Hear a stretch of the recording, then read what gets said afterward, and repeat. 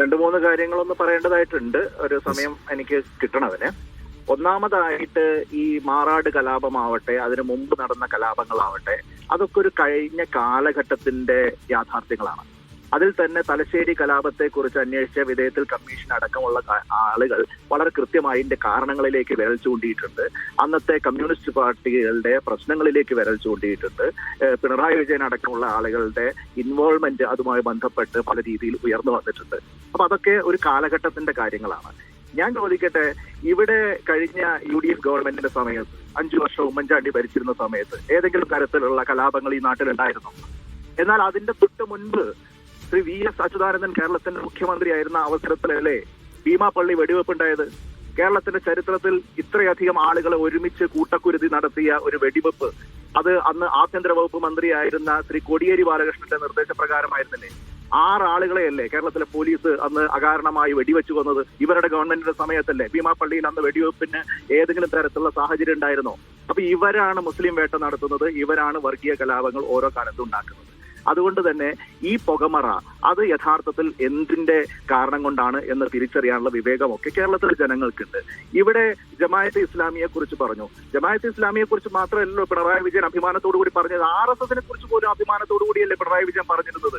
അദ്ദേഹം പറഞ്ഞ ഒരു വാചകം ഇപ്പോഴും നമ്മുടെ ഓർമ്മയിലില്ലേ? അദ്ദേഹം പറഞ്ഞത് എന്താ? ഞങ്ങൾ വർഗീയ ശക്തികളുമായിട്ട് ചില ഘട്ടങ്ങളിൽ അവരുടെ വോട്ട് വേണ്ട എന്ന് പറഞ്ഞിട്ടുണ്ട്, എന്നാൽ എല്ലാ സമയത്തും ഞങ്ങൾ അത് പറഞ്ഞിട്ടില്ല. RSSന്റെ വോട്ട് വേണ്ട എന്ന് ചില ഘട്ടങ്ങളിൽ ഞാൻ പറഞ്ഞിട്ടുണ്ട്, പക്ഷേ എല്ലാ സമയത്തും ഞങ്ങൾ അത് പറഞ്ഞിട്ടില്ല എന്ന് പറഞ്ഞുകൊണ്ട് ഇവർ കാലാകാലങ്ങളിൽ RSSുമായിട്ടും ജമാഅത്തെ ഇസ്ലാമിയുമായിട്ടും രാഷ്ട്രീയ ധാരണ ഉണ്ടാക്കിയതും അവരുടെ വോട്ട് വാങ്ങിയതും തെരഞ്ഞെടുപ്പിൽ പഞ്ചായത്ത് തലത്തിലൊക്കെ ഒരുമിച്ച് മത്സരിച്ചതും ഒക്കെ കേരളത്തിന് മുമ്പിലുള്ള യാഥാർത്ഥ്യമല്ലേ? ഈ നിലമ്പൂർ തെരഞ്ഞെടുപ്പിന്റെ പശ്ചാത്തലത്തിലല്ലേ ഇവരുടെ CPMന്റെ സംസ്ഥാന സെക്രട്ടറി പറഞ്ഞത് RSSുമായിട്ട് മുൻകാലങ്ങളിൽ ഞങ്ങൾ തെരഞ്ഞെടുപ്പ് ധാരണ ഉണ്ടാക്കിയിട്ടുണ്ട് എന്ന്? അവർ നിഷേധിച്ചോ? അപ്പൊ ഇതൊക്കെ കേരളത്തിന് മുമ്പിലുള്ള യാഥാർത്ഥ്യമാണ്. പിന്നെ ജമാഅത്തെ ഇസ്ലാമി മതവർഗീയ നിലപാടുള്ള ആളുകളാണോ അല്ലെങ്കിൽ മതരാഷ്ട്രവാദികളാണോ എന്ന് ചോദിച്ചാൽ അവരുടെ ആശയത്തിൽ അതുണ്ട്. പക്ഷെ കേരളത്തിലെ മുഴുവൻ ആളുകൾക്കും അറിയാം, ഇന്ത്യയിലെ മുഴുവൻ ആളുകൾക്കും അറിയാം, അതിനൊട്ടും യാഥാർത്ഥ്യബോധമില്ല. അതൊരിക്കലും പ്രായോഗികമാക്കാൻ അവർക്ക് കഴിയില്ല.